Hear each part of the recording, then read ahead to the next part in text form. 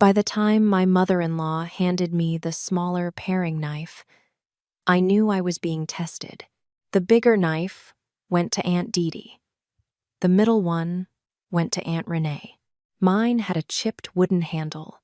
I smiled and said thank you, and I started peeling sweet potatoes. The kitchen was full. 7 women, counting Loretta. The collards had been simmering since 4. Aunt Patrice and Aunt June were still arguing about whether to use smoked turkey neck or ham hock. They had this same fight every year, Derek told me once. Nobody ever won. Nobody really wanted to. "You ever made sweet potato pie, baby?" Aunt Dee asked. She didn't look up. "My mama always made it with nutmeg," I said. I meant it as a soft thing, a memory. The kitchen went quiet for half a second, just a half. Then Loretta laughed, light and easy. "Honey, we do cinnamon in this house." That was a kind sentence. It was also not a kind sentence. I kept peeling. I slipped my phone out of my back pocket and texted Derek. "Be home soon?" I watched the screen for 1 beat. 2. He didn't reply. I put the phone face down on the counter, beside a stick of butter that had gone soft. Through the kitchen window, I could see the pecan tree in our front yard across the street. The rope swing hung from the lowest big branch. Derek hung it last May. I remembered him on the ladder that afternoon, sweating through his Albany State t-shirt. There was a stripe of white paint dried on his forearm. He had laughed a lot that day. He looked up at me and asked, "You happy, baby?" I answered without thinking. I thought that was love. I thought love was the kind of answer that came easy. Now, looking back from this kitchen, I noticed something else. He had been the one asking. I had been the one answering. I tried to remember if I asked him anything that whole afternoon. I couldn't think of a single time. The paring knife slipped once and nicked the side of my thumb. I sucked the cut and kept going. "Derek is so different since y'all got married," Aunt June said. She wasn't looking at me. She was reaching for the salt. "He used to talk our ear off. Now he just nods. Sits there and nods." A small laugh moved through the kitchen. Aunt Dee said, He groaned now. Loretta poured oil into a black skillet. "He's just settling in," she said. I laughed too. It came out the way it was supposed to come out. Light, easy, wife-shaped. And inside my head, for the first time in months, the sentence landed clear. Derek changed. I set the knife down and asked Loretta if I could step outside a minute. She nodded without turning around. The screen door slapped behind me. I sat on the back step.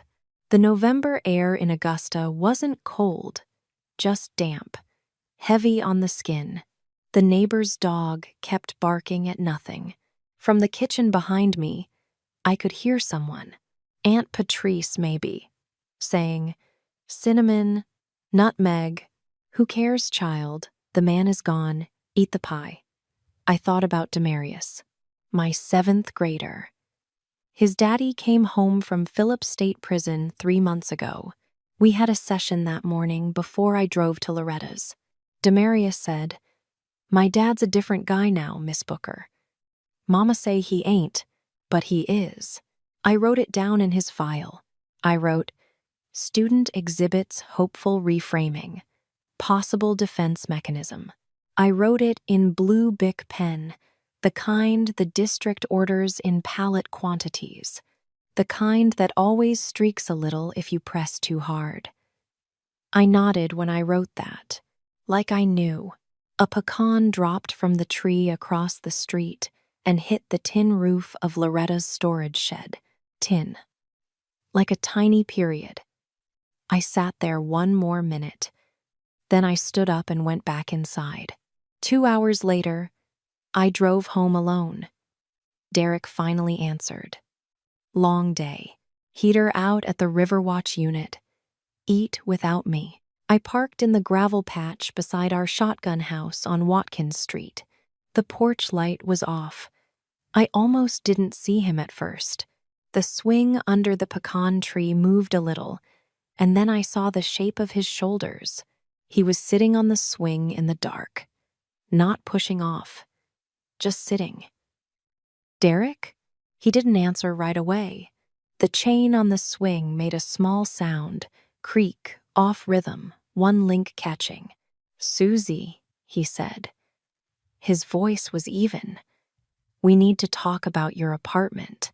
I never told him I still had the apartment. He didn't yell. That was the strange part. I would have known what to do with yelling. How long, Susie? It's just storage, I said. I was still standing in the yard. I hadn't sat down yet. How long have you been paying for it? I sat on the swing beside him. The chain creaked again. 14 months, I said. I heard him do the math in his head. We had been married 14 months. The lease and the wedding had the same birthday. You've been keeping a back door for over a year, he said. He wasn't asking now. This was where I should have stopped. But I had a defense ready. It sat right behind my teeth. I built it in my head 100 times for a moment exactly like this. I used my work voice. It's not a backdoor, Derek. It's a transition plan. People need transition plans when they make big life changes. It doesn't mean anything about us. It's about me adjusting at my own pace. He looked at me. I felt the look more than I saw it. It was dark, but I felt the weight of it land on the side of my face. Susie, he said, you talk to me like I'm one of your kids. I shut down. I felt it happen, the way I sometimes felt a door slide shut in a student's eyes during a session. I named it for them many times. I didn't name it for myself. I don't want to do this the night before Thanksgiving, I said. Okay, he said. He stood up. The swing went uneven for a second. He walked into the house. I sat on the swing alone. I told myself, he's the one who changed. Not me. I made a list in my head, while the pecan tree dropped one more nut on Loretta's shed roof. Tin. He laughed less than he used to. He spent more time at his mama's. He called Loretta first, when there was a problem at one of the apartment buildings, before he called me. He stopped talking about the Charleston trip we promised each other. He slept with his back to me. The evidence was complete. I was a counselor. I knew how to find patterns. There was nothing wrong with the way I was seeing him. I was sure. I sat out there until the cold got into my hands. Saturday morning, we went grocery shopping at Kroger, not Publix. Derek grew up on Kroger. I grew up on Publix. It was a small thing I had only started to notice in the last year. He always picked Kroger. I always gave in. I told myself this was what mature love looked like, the giving on the small stuff. I didn't ask myself why I kept a list of the small stuff. The turkey cost $42. He paid. I added a thing of half and half. He didn't look at me when I dropped it in the cart. In the parking lot, loading bags into the trunk, he said, Mama wants you to make a small mac and cheese. She said yours from last summer was sweet, but in a good way. Sweet in a good way. I heard the second floor under that. I didn't say anything. I shut the trunk. We were almost to Watkins Street when he spoke again. Derek, I said. I kept my eyes on the windshield. Do you want me to break the lease? I want you to want to break it. That's different. That's not fair. I'm not saying it to be fair. I'm saying it because it's true. We didn't talk again until we pulled into the driveway. The silence was the kind that costs you something just to sit inside it. That night, after Derek went to bed, I drove. I didn't tell myself where I was going at first. I took Walton Way east, then turned down towards Somerville. I knew the way without thinking. The old apartment was on the second floor of a brick building near the corner. I lived there 4 years before I moved in with Derek. I parked across the street, in the lot of the 2 4-hour Walmart, on the other side of Bobby Jones Expressway. I could see the building from there. Someone was in my old unit, a subletter, technically, on month to month, while I stored boxes, which was the lie I told myself out loud. The TV was on. The window glowed soft blue. I sat in the car for 20 minutes. I didn't go closer. I didn't take a picture. I just watched the window. My chest got lighter the longer I looked. I didn't know what that meant. I didn't want to know. The lease still ran until June. $1,150 a month. I paid it from a separate account I had never told Derek about. Even though my paycheck went into our shared one, the money came out the day before payday, and I always covered it before he saw the balance dip. I drove home.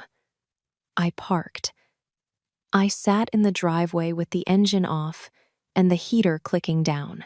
Through the windshield, I could see the swing. It moved a little in the wind.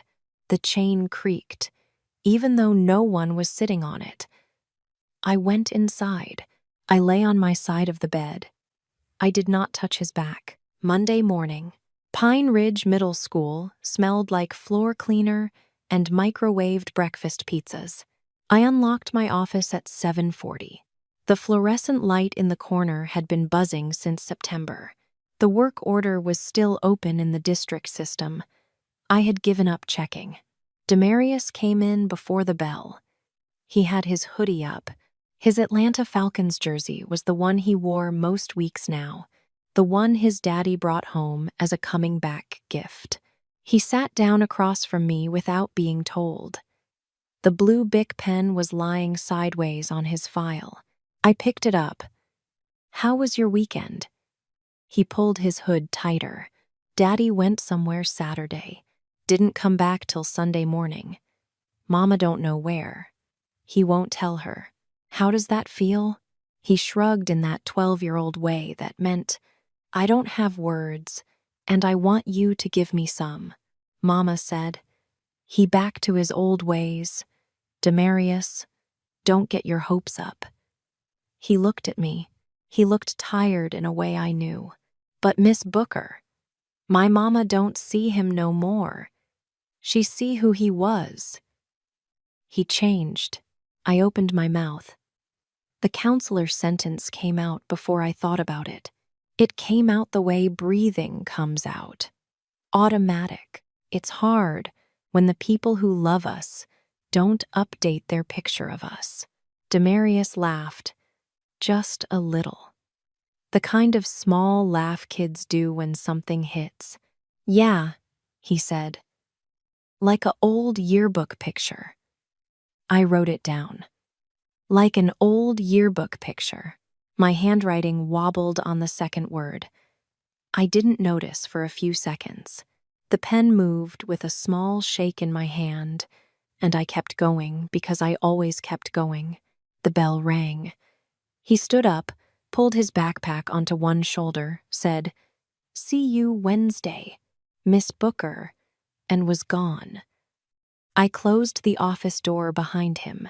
I sat back down and put both palms flat on the desk. My mama don't see him no more. She see who he was. For 14 months, I had not asked myself a particular question. I had built a fence around it. Now the fence was down. Has Derek actually changed? Or am I looking at him through an old yearbook picture? One I made myself, On the day we got married, when I needed him to be a certain kind of man, I tried to put the question back. The question would not go back. I went through my list, the evidence list, the one I built so neat and so clean. He laughs less. Or maybe I make him laugh less. I stopped putting effort into the small jokes. I stopped doing the silly voice I used to do for our cat. He spends more time at his mama's.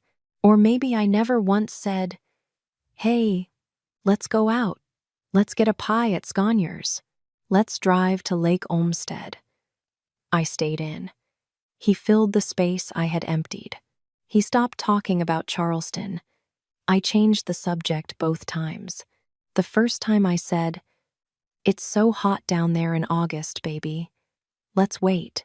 The second time, I pretended I hadn't heard him over the radio. Each answer hit me low in the chest, like a small, flat stone dropping. I pulled out the bottom drawer of my desk. There was a yellow legal pad in it. I bought it on a Sunday at the Walgreens on Wrightsboro Road 13 months ago.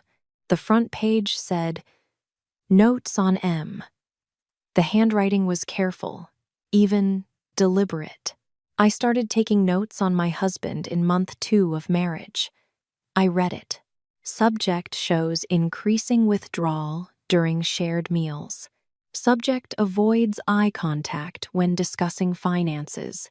Subject regressing toward family of origin patterns. Possible attachment shift. I closed the legal pad. I put it back in the drawer. I closed the drawer. Derek changed. The sentence came up a third time, and this time I heard it different. I heard what it was. It wasn't a description. It was a charm I had been holding in my mouth, so I wouldn't have to ask the bigger question. Do I still love him? I did not answer. I was not ready. I capped the pen. My phone buzzed on the desk. "Derek, Mama wants us over for dinner. She has something to tell you." I read it twice in the parking lot at lunch. I read it again on the way back inside. I had no idea what Loretta wanted to tell me. Whatever it was, I had a feeling it was the kind of thing you could not put back in the bottle once it came out. "Susie, sit down. I've been wanting to tell you something for a while now." Loretta poured sweet tea into the good glass, the one with the small chip on the rim that she still used because, she always said, the chip don't know it's a chip. The tea was thick, so sweet it bordered on syrup. Derek wasn't there yet. There was a heater out at the Riverwatch units. He texted me on the way over. 40 minutes, baby. Don't let Mama feed you twice."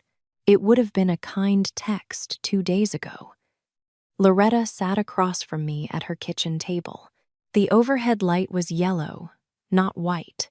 She had taken out the fluorescent tube a few years back and put in a soft bulb.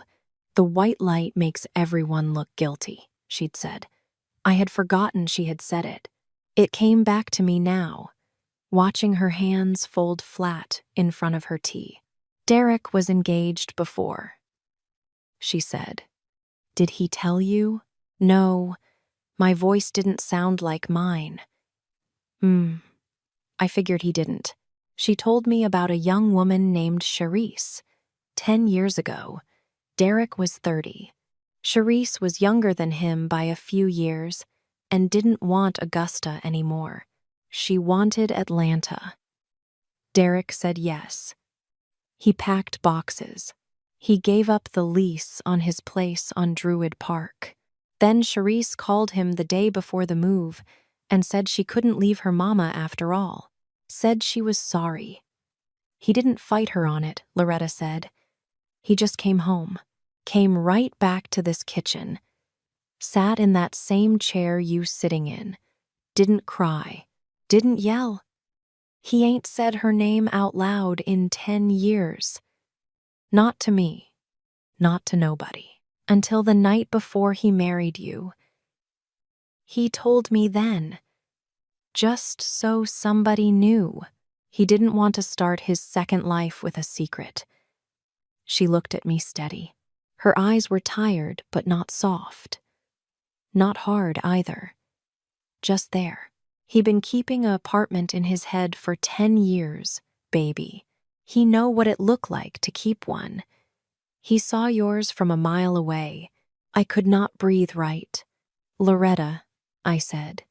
She held up her hand. I ain't saying this to put you in a corner, Susie. I love that boy. I love that you married him.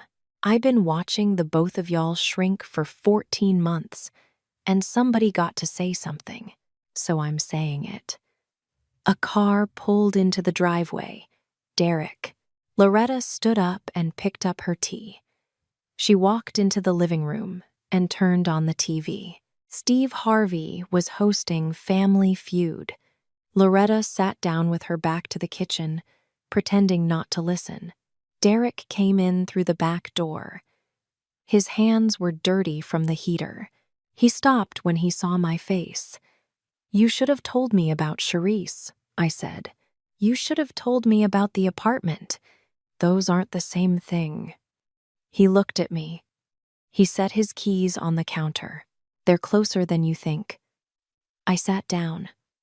I felt the chair under me from very far away. I remembered the May afternoon. Him on the ladder. The paint on his arm. You happy, baby? I had not said yes. I said, a sound. Not a word. He stopped on the ladder. He had been about to ask me something else. I said something stupid about the heat, and the moment passed. He didn't change after marriage. He answered the silence I gave him. He went to the sink. He washed his hands. He kept his back to me.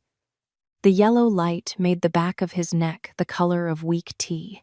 Derek, I said. Susie. He didn't turn around. I love you, but I'm tired. I know. Emma, stay at Mama's tonight. I didn't argue. I didn't have a defense built for this one. I drove home alone. The shotgun house was dark. I didn't turn on the porch light. I sat at the kitchen table. I took out my phone. I started typing a message to my landlord at Somerville. Hey, about the lease. I deleted it. I started again. I need to break my... I deleted that too. Then I opened a new text. To my mother. I had not called my mother in 7 months. I typed one line. I did not send it. I sat there with my thumb over the screen. He came in before the bell. Miss Booker. My mama said something nice about my daddy last night. First time in like a year. Demarius sat down without taking his hood off. The blue Bic pen was already in my hand. How'd that feel? He thought about it. He didn't answer fast. Felt weird, he said. Like, I've been protecting him so hard. I forgot I'm allowed to just be glad. I wrote it down. My hand was steady this time. That's a real thing, Demarius. You can be glad. You're allowed. He pulled his hood back. His hair needed a cut. He grinned a little, the way kids do when they catch themselves being a kid. Emma, try it. The bell rang. He stood up. He paused at the door. You good, Miss Booker? You look kinda. I'm good, baby. Ite. Wednesday. He was gone. I sat in my office. I did not move for a while. I thought about a 13-year-old girl in Charleston, 25 years ago. I thought about her father. He was a drinker. Then he was not a drinker. He went to a place in North Charleston and got clean. He wrote my mother 3 letters in a row. She threw them out. She told me at the kitchen table, Susie, a man like that don't change, baby. Don't let him in your head. I didn't let him in my head. I stood with my mother. The picture of my father stayed where it was. Even after he showed up at my middle school graduation, sober and trembling, with a flat little bouquet from Kroger. Even after he wrote me a birthday card every year, until he died when I was 26. I kept the picture. I had been helping kids update the pictures their mothers wouldn't update. I never thought to update my own. I picked up my purse. I drove to Somerville on my lunch break. I sat in the Walmart parking lot across from the apartment. I called the landlord. "It's Susie Booker," I said. "I want to break my lease. I know there's an early termination fee, $11.50. I'll bring a cashier's check Friday." He said okay. He didn't ask why. The whole call took 3 minutes. I sat in the car after I hung up. I didn't feel light. I felt something else, something denser. A weight I had chosen to carry. Not a weight that was carrying me. There was a difference. I had been telling kids about that difference for years and only just felt it in my own body. I drove home. Derek was on the swing. He had fixed the chain. I could hear it from the driveway. Creak, creak, steady. Both links catching at the same time now. No more limp. He must have done it that morning. I walked across the yard. I sat down next to him. I didn't speak right away. The pecan tree stood quiet above us. The November sky was that low Georgia gray that wasn't really weather, just air. Derek. He didn't turn his head. He pushed the swing a little with his foot. "I had a picture of you in my head," I said. "I think I've been holding it real tight. I think I've been holding it since before we even met." He breathed out. He didn't say it was okay. I was glad. Okay would have been too cheap. "I had one of you too, baby," he said. "Mine had your old apartment in it." I laughed. It came out wet, tired, real. He didn't laugh back, but he took my hand. There was metal dust on his fingers from the chain. It rubbed off on my palm, and I didn't wipe it away. We swung a little. A pecan dropped. Tin on the shed roof across the street, where Loretta could probably hear it from her kitchen window if she was listening. She was probably listening. I didn't say I love you. He didn't either. I thought about the $1,150. I would put down Friday to give up a door I had been keeping cracked. I wasn't sure I had set the picture down yet. I was sure I was trying. The chain kept its rhythm. Creak, creak, even